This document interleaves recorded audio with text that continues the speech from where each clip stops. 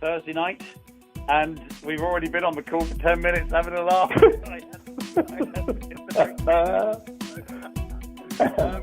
it's just as well, probably, because some of the things we were talking about was a little maybe off colour for a recording. But this is Thursday night for Dana Heter's accountability call. Had a fantastic week so far, and I want to dive straight on in to see what's going on. We got ahead of ourselves in a good way, in that Dana was kind of getting through all his names and was adding to that list, because 2 calls a day and 1 accountability call is the minimum. That's not necessarily what you do. It's something that's manageable, something that everybody can do. But for those rock stars like Dana who want to do more, it's just, there's no rules to say you can't. It's just going to grow your business that much faster. So that being said, I'm going to bring on my lovely, fluffy, cuddly, gorgeous, wonderfully debonair regional consultant, Dana Heter. How are you there, young man? I am so good I can't stand it. All right, so we won't discuss what we were talking about before we get Please, yes. Richard. So let's dive on in. And how was your Thursday today? It was an interesting day, a day of firsts, and a day of I'm sure I'm going to learn a lot from you concerning how it played out. But by way of recap, I dialed out to 3 new. I did 2 follow-ups. I am 2 invitations and 2 soft acceptances, and I'll explain those as we talk about them. And then I had 2 STP scheduled for today. 1 I completed, and the other was a no-show, but it was for very kind of good and tragic reasons. My candidate was in the ER with her daughter, who had a very, very severe asthma attack. She said it was quite scary. So we're rescheduling for tomorrow. So that was my day today. It was kind of hectic with a variety of my traditional business stuff, but I was bound and determined to get some new scripts written for some of these folks that I called today or attempted to reach today, and to do some follow-up. So where do you want to start? Let's pick one and dive straight on in. So, just pick one and let's go. What you got? All right, Bob. Bob is. I haven't talked to Bob in probably 8 years, maybe. And Bob is an associate of sorts.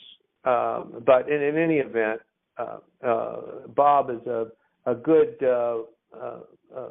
fellow that I've been totally out of touch with, had on my list, and just said, I'm going to quit doing this, and I'm going to pull him up and call him, for Pete's sake. Yeah. And I called him, Richard, and this is how the script went. It was a little off script because I hadn't talked with him so long, and I think, and this is another lesson for me and for those in listener land out there that may be listening in to this accountability call. Stop it. Stop this voice in your head telling you no. Yeah. So I called Bob and I said, "Hey, Bob, do you know who this is?" And he said, and he kind of chuckled, and he said, "Is it so-and-so?" And I said, "Very close. No, it's Dana Heter." And she goes, "Oh, my gosh, Dana Heter. I am so glad to hear from you." Nice. That's what I'm talking about, you Yeah. And I said, and then I kind of cackled, and I said, "I can't believe that this number that I have that I've had in my contact manager for so long is still your number. So that began and broke the ice and warmed it up. And I said, I'm so glad I reached you. I wish I had more time to talk, Bob. I hope you're doing well. Do you have a quick minute? And he said, yes. And then he told me, he said, I'm not well right now. And the way he said it, and with a little bit of gravity, so we digressed a bit about that, and he really didn't want to go into a lot of detail other than to say he's recuperating. So I said, okay, well, I am so sorry to hear about that, and I do hope that you get better.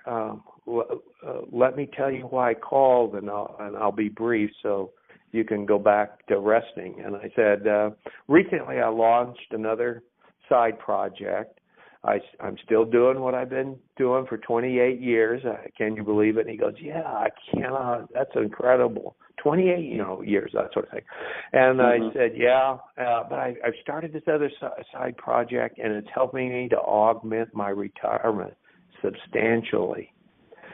And then I digressed a little bit on my why. I decided to depart from the short script and told him a bit about my why, and he was, oh, that is terrible. That is terrible. And I said, I know, but this is helping me to recoup that potential loss. And I'd really like you to have eyes on what I'm doing. And I say, Bob, given your circumstances right now, this may or may not be a good fit for you, but then again, it may. And that's totally fine either way. But I'm confident you may know of others who I would be able to assist. What are you doing tomorrow evening? And I'd like to meet with you at a Starbucks near where you are. And how does 5:30 or 6 look? And he said, well, frankly, I'm not feeling so well and up to getting out. Could we postpone this for a week? And I said, sure. He said, please call me on Thursday next week. I think I'll be doing much better by then, and then we can confirm a time to get together. I'm really interested in hearing about what you're doing.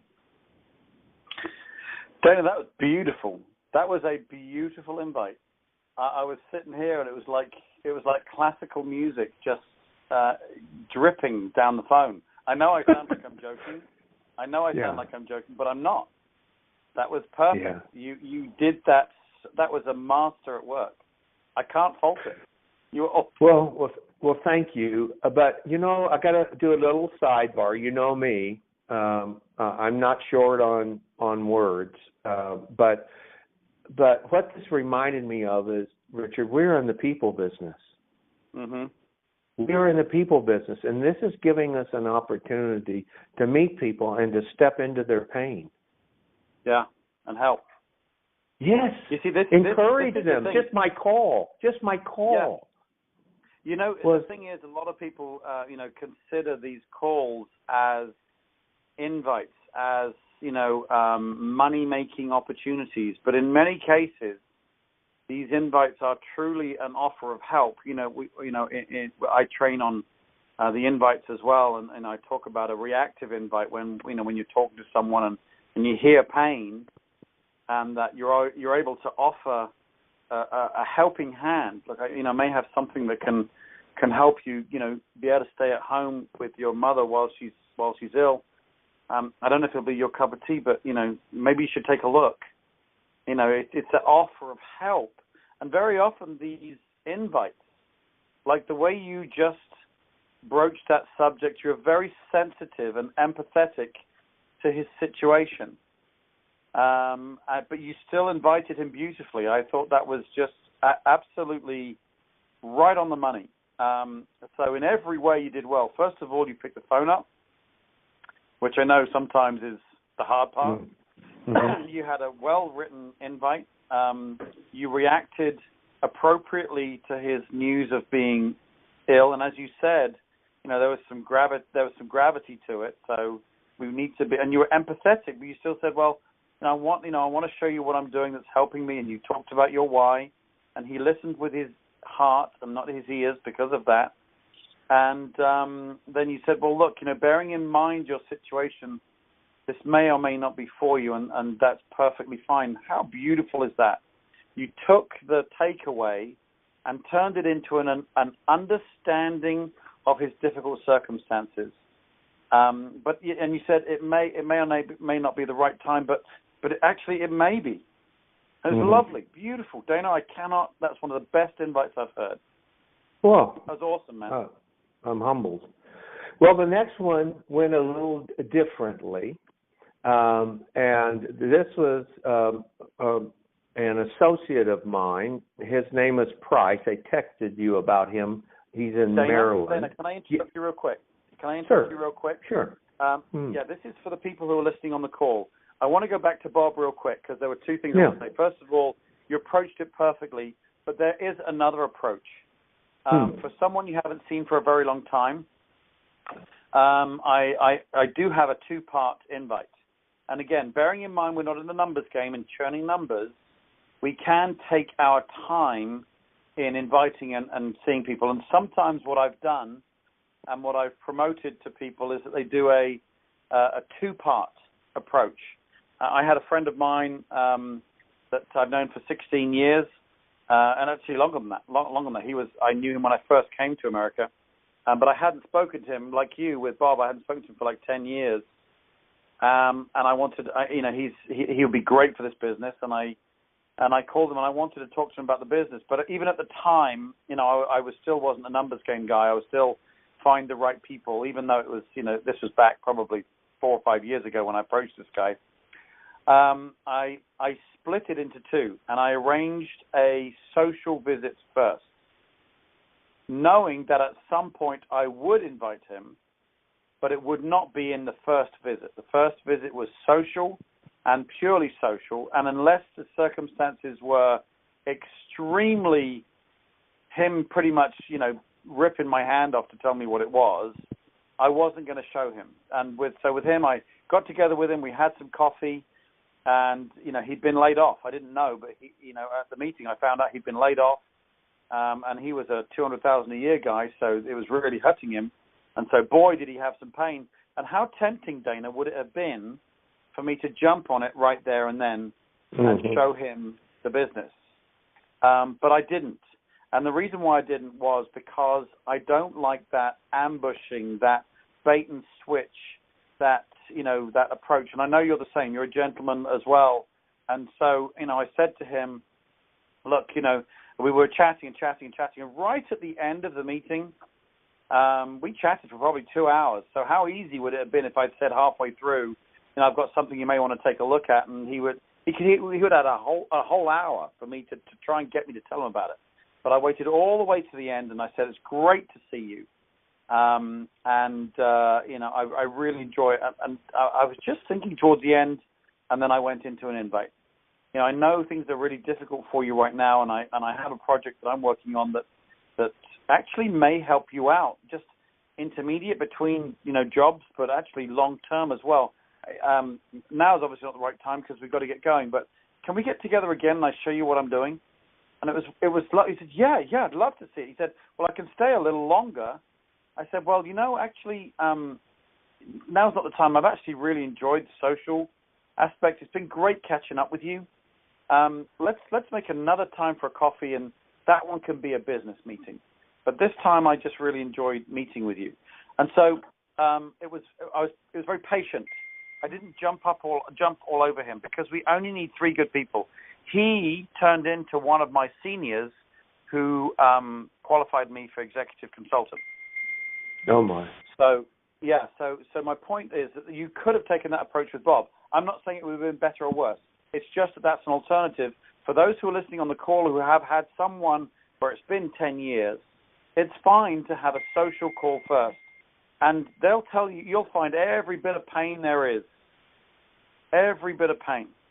So there's also that 2-prong approach as well. Anyway, I'm sorry I interrupted you, Dana, but I wanted to share that because there'll be some people that would rather a 2-prong approach like that, and I'm a great believer in that. So anyway, I wanted to share that with you. Well, now that you say that and reflecting back, it's good to know that because that's arming me, even though I may have a script when you get there and when you show up to the conversation and you find out the circumstance, then you shift to this two-part approach.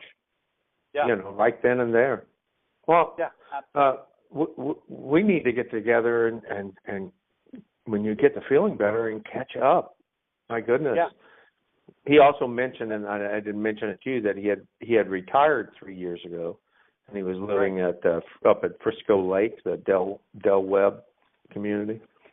So anyway, so there you go. So that was exactly how you could have reacted, and that would have been perfectly appropriate as well. It would have been 2 meetings rather than 1, but you still would have had the opportunity to show him, and it would have been so appropriate and so understanding. And people need to calm down in this business.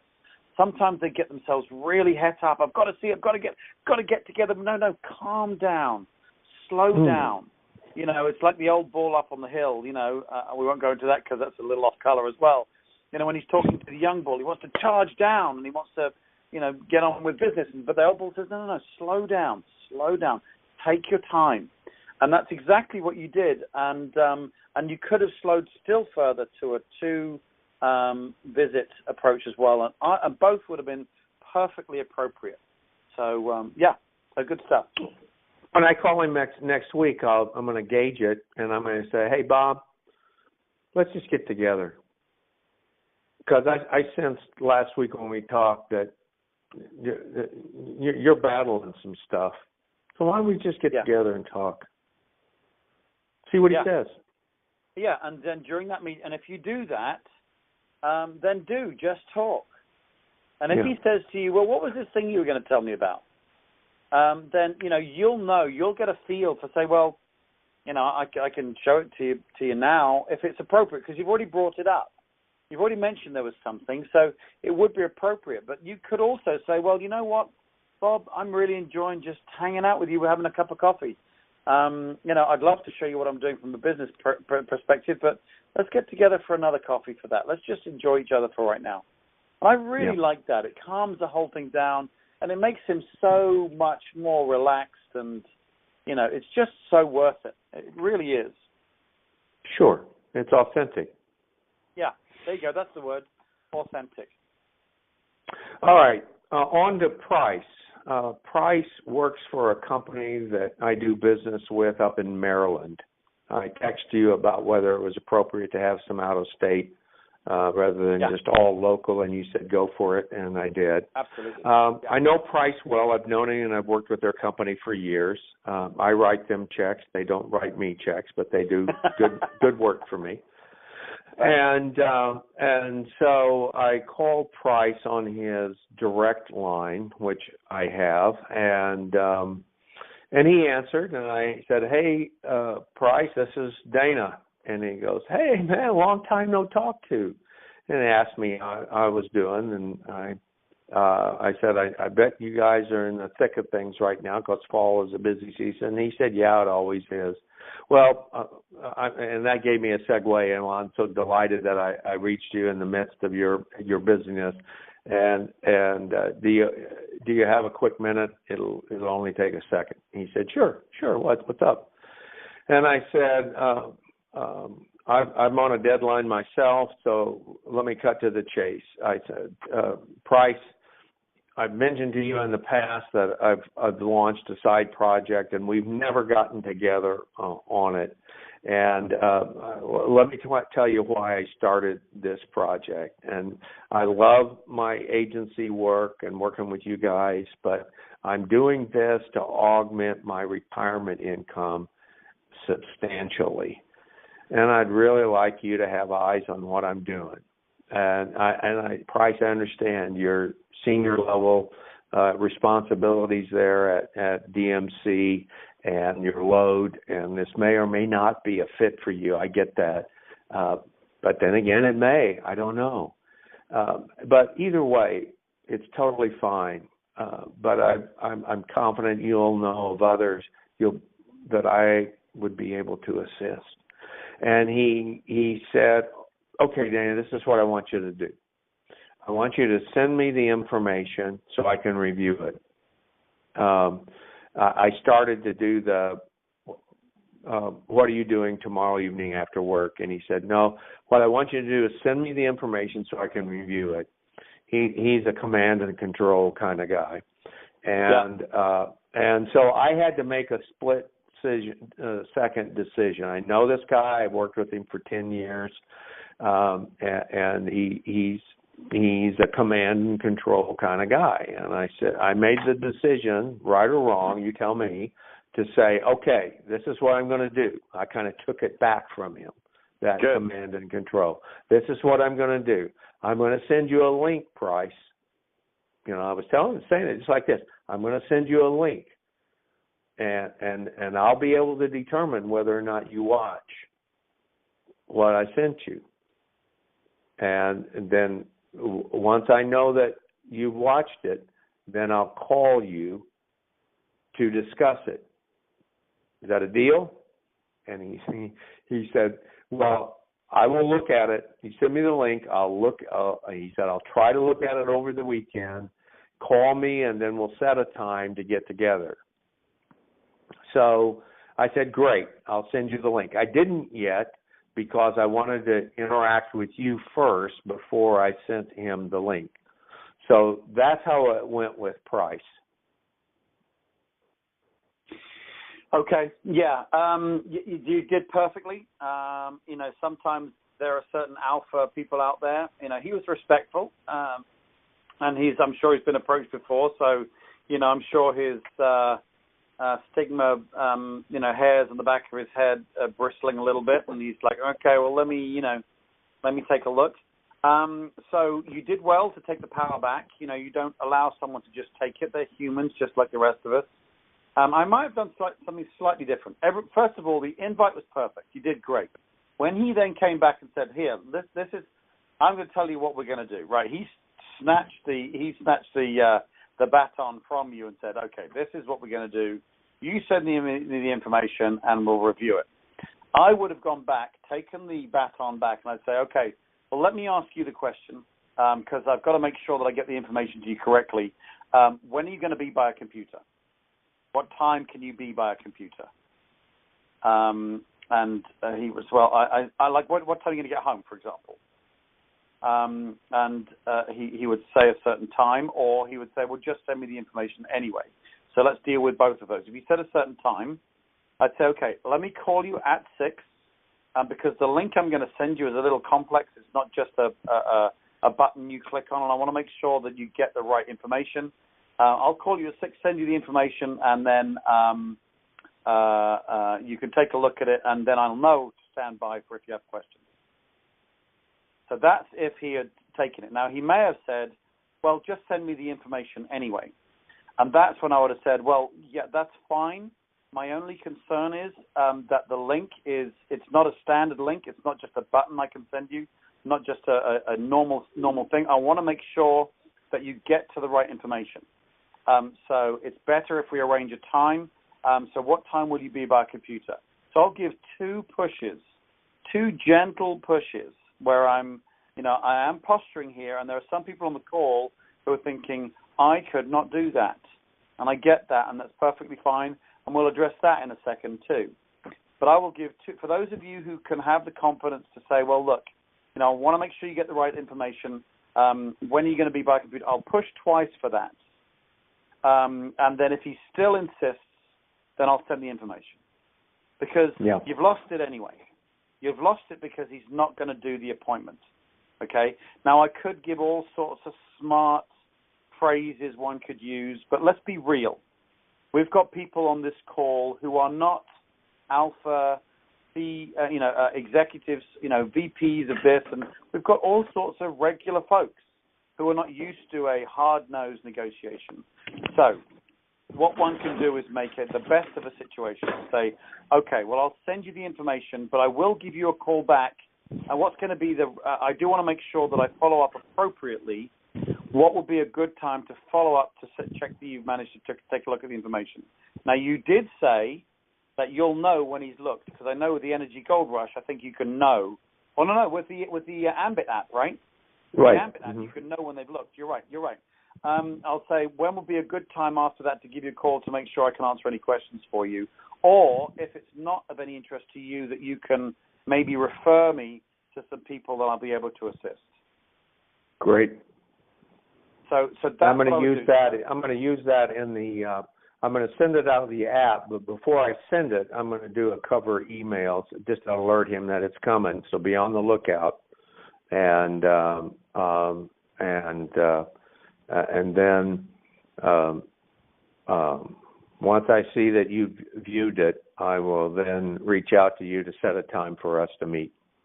Well, yeah, but what's a really useful phrase when you do that Yes. is say, as you know, I am a professional, and this is the phrase, I do want to make sure I follow up appropriately. It's a great phrase, it's professional, and it's saying, look, I value my time too. You're looking at this, you value your time, but I value my time too. Yours is worth no more than mine. I want to make sure that I follow up with you appropriately. I don't want there to be, any chasing or anything awkward. I want to follow up with that's what's appropriate. So I'll send you the information. When's a good time for me to follow up with you? So the first way, I will push for an appointment and say, well, look, when are you going to be by a computer? Immediately take the power back. The second, when are you going to be by a computer? Make the appointment and send in the link when you do that. That's great if you can get away with it. Secondly, if he still pushes, then I'll take it back again and say, well, look, the link is not a standard link. It's not just a button you can press, and I want to make sure you get to the right link. I don't want to waste your time. So let's get a time when you're going to be by computer so I can help you load it in to the URL. So there's a couple of pushes there. If he still pushes, I'll say, okay, well, I'll send you the link, and I'll give you a little description of how to get around that problem. But here's the most important thing. I'm a professional in my business, and I do want to make sure I follow up appropriately. So when is a good time to follow up with you? I don't like the third option because we've lost control, but it's the best of a bad scenario. Make sense? Yeah. Perfect. Yeah, I was making a note here. Yeah, but that's a learning experience for me. It wasn't a bad experience. It wasn't a good experience. It was a learning experience, as Eric Worre said. And then your coaching here even makes it more valuable of a learning experience. Well, it's even better than that. Okay. Because we don't care if he joins or not. Remember that. We only need 3. Sure, he'd be great if he did it, but we do not care.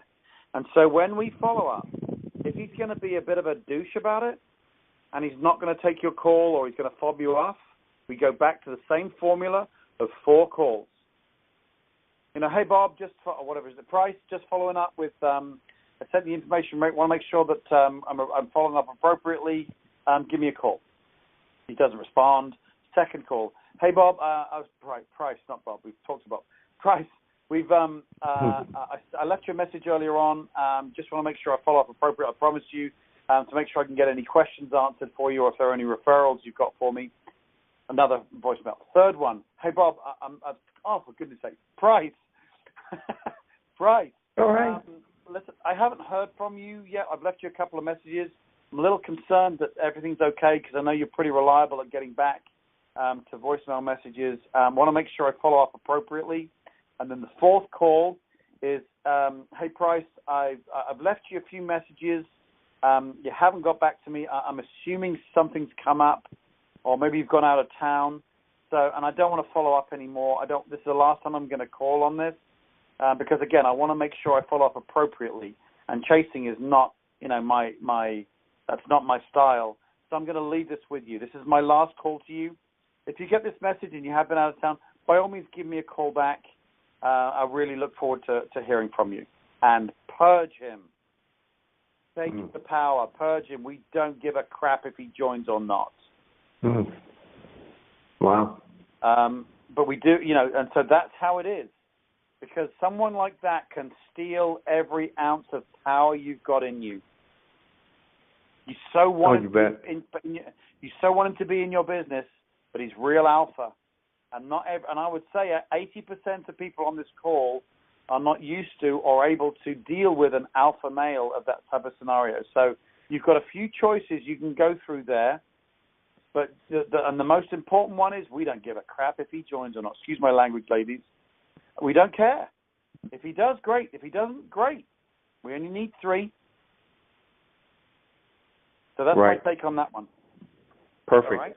Well, thank you. The last one that I attempted to reach, I had those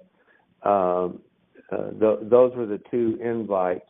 I had 2 others that, or one other actually, that I knew that I tried to reach. They were down on my list beyond the 10, and I pulled them up. Price was one, and Bob was one, and this gentleman, there was 3 that were, I'd already pretty much worked through my 10, not completely, but so I reached down and got Bob, Price, and Brian, and scripted them. Brian works for a IT computer, working principally with small businesses, and he's an IT troubleshooter, fixes, builds networks, fixes that sort of thing, and repairs computers, so forth and so on. And I've done business with him in the past. My associate that I used to office with for 16 years did business with them on an ongoing basis. So I decided to take this approach. His name is Brian again. Hello, Brian. This is Dana Heter. I'm a client of yours, and I'm an associate of Ron Blumka's. I'm glad I reached you. Do you have a quick minute? If yes, perfect. I'm about to start a conference call or project myself, and I know your days are always really crammed there. So I'll get right to the point. As you know, or may recall actually, I have a consulting business, and I've been in it for a long time, 28 years, and I work with nonprofit organizations. And to tell you the truth, Brian, I absolutely love it. However, recently I launched another side project that's helping to augment my retirement income substantially. And I'd really like you to have eyes on what I'm doing. It may or may not be a fit for you, and that's perfectly fine. What are you doing after work tomorrow? We can meet at the Starbucks near you, there, your office there in Richardson. Is 5 or 5:30 better for you? Perfect. And so that was Brian, but I attempted to reach him several times, and every time I got his voicemail. And given the fact that I've not done business with him for several years, I decided not to leave a message. I'll attempt tomorrow, and if I don't get him tomorrow, I will leave him a message. And I'll probably, with your approval, include something about, you may recall, I'm Dana Heter, a former client of yours, associated with Ron Blumka. I have something important to discuss with you. Can you please call me? And then put a little bit of edge, a little bit of urgency in there. Yeah, you know? I like that. The only other bit of advice is a little bit more general. The invite was perfect. You've really got these nailed. The observations, what I really like is what I've liked that you've added. This is not my coaching. This is actually what you've added that I really like, is when you talk about, hey, listen, I'm just about to get on a call, and rather than just saying, you're the only one who's busy, and I really like how you say, and I know you're real busy with your clients sometimes, or you're real busy with this. I like that. I think that's showing that I respect your time too. You've solved the issue of being in a hurry, so we don't get dragged into a business presentation. But at the same time, you've also shown respect for their time. I really like that, Dana. That's a real good thing, and I think we should include that and add that to our training and the way we do our invites. I really like that, and I like phrases like "I'd like to put your eyes on it." I like those types of things. You do a great job. I'm going to review some of the invites you've done and have them there, and I'm going to at some point have all of this training on a website and have alternatives for different invites that suit, and yours is so wonderful and so gentle, and now your posture is unbelievably different, and it was such a slight turn in the dial, but your posture is respectfully in control of the situation and leading people to a decision of a time to meet, and that's perfect. Now, so that's one thing. The second thing I wanted to add was I'm not a fan of Starbucks for showing the business. Couple of reasons. The first is the obvious one. Starbucks is always busy, noisy, people coming and going. And if you're showing guys, there's a pretty girl walks by, or there's a handsome guy, or whatever. There's lots of hustle and bustle, and sometimes it's kind of hard. I really like hotel lobbies, and not all. When I had my business that Michelle talks about, I had a business that we did. We do revenue of a few million. Whenever I had someone fly in town, or I would meet a client, and it was at a neutral site, not my office, not theirs, I would always meet in a hotel lobby. And there are some beautiful hotels out there. When someone walks in to a beautiful hotel lobby, you're sitting there, there's some coffee there, it's quiet, it's more peaceful, and it is so much more business-like. And it really elevates our business. Where do network marketers all meet? In Starbucks, in the coffee shop. And it kind of, in a funny sort of way, and not always, but this is just a personal thing, sometimes can cheapen it just a little bit. And I like to elevate it. And when people walk into a nice hotel, it really elevates everything. So that's an alternative. I'm not saying don't do Starbucks. I'm just saying that this is a potential alternative to Starbucks. I agree. I actually did something akin to that today. I did have a first today. I wanted to share this with you. I mentioned in the previous accountability call, and forgive me for just this quick digression, about doing something off the list here.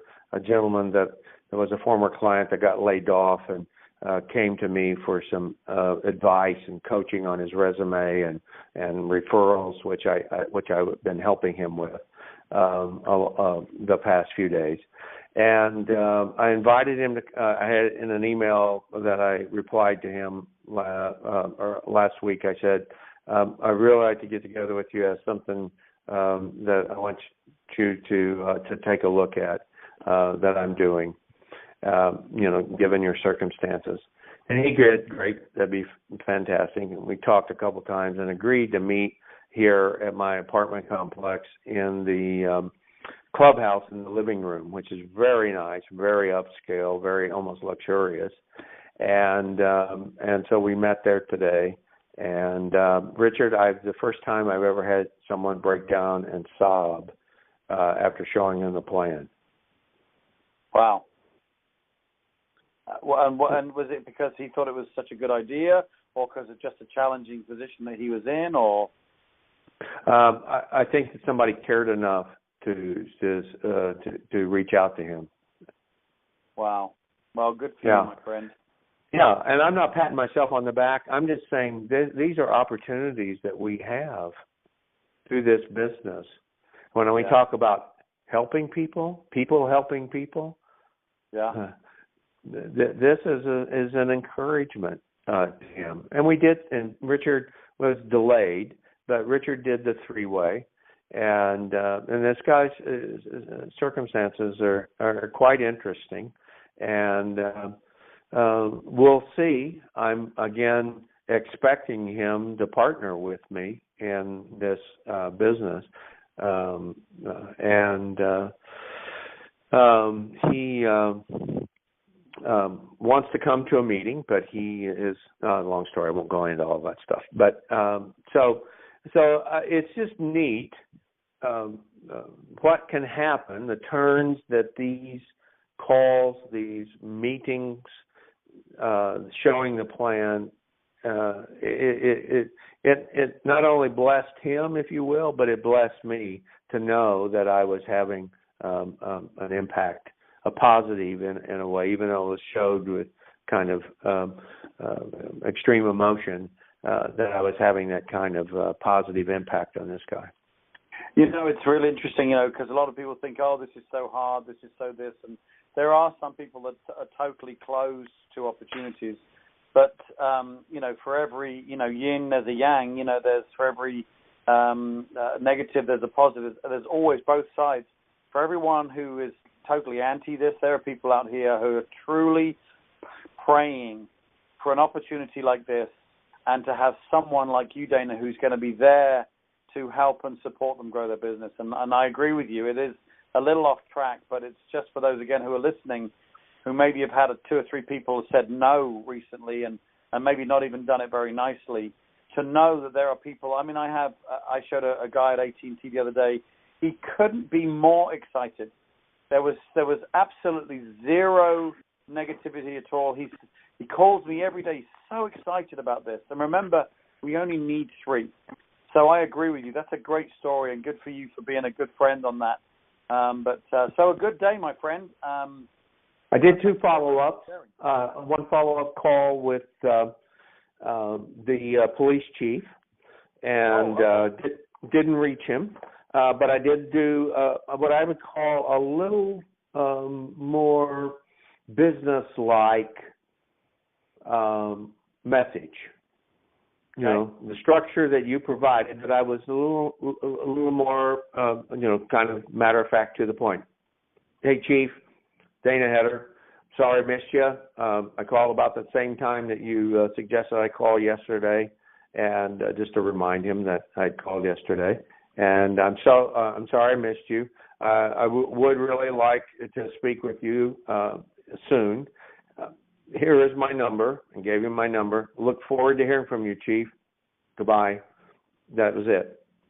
It was not any. It was kind of business-like, straightforward, and so forth, because that's what they're used to dealing with down there. And the thing is, and Dana, it'll go one of 2 ways.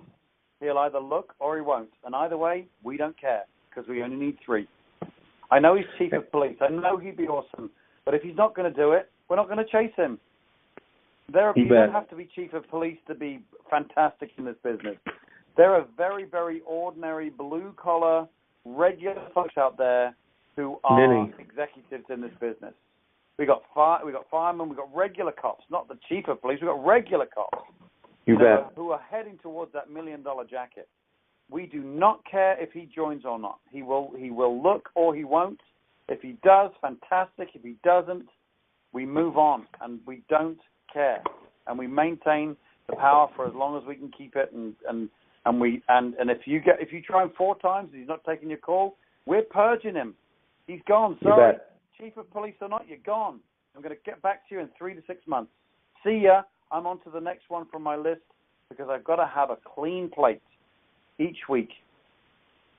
And then I did a follow-up with a former client of mine. Her name was Anna, and I left a similar type of message, a little more friendly than a little less business-like. Hey, Anna, Dana, sorry I missed you yesterday. Just getting back with you. I hope everything's okay. When you get a moment, do call me back. I have a question for you. I look forward to hearing from you. Here's my number. Blah, blah, blah, blah, blah. So great. That because of the personal relationship that we and business professional relationship we had. So that's it. That was my day. That's a good day, my friend. Yeah, it's been amazing. Zig Ziglar used to be a client of mine, believe it or not, and he taught me something that stuck with me now for 26 years, and that is, Dana, your attitude determines your altitude. That'll do it. And this has helped me make a major attitude adjustment. I can hear it. Yeah. It'd be interesting as well for those folks who've listened to all the calls so far, listening to you on Sunday and listening to you today. I think they'll hear a real, little bit of a shift. Dana, well, Richard, I thank you. Hey, go ahead. I'm so sorry. No. I was just the call's gone on a little bit. We're heading towards 50 minutes or whatever. So, I do want to make sure I get going. I've got to pick the wife up as well, otherwise I'll be in trouble. But we got a lot of stuff done. It was a good day, and I think you did really well. Well, thank you. I owe a lot to you. You've helped me lift my game, man. So, take care. Yeah, same time, same place tomorrow. And I'm excited to hear how tomorrow goes. Wonderful, good. Talk to you then. All right, man. All right, see you soon. Bye-bye. Thanks, Dana. Bye-bye now. Bye-bye.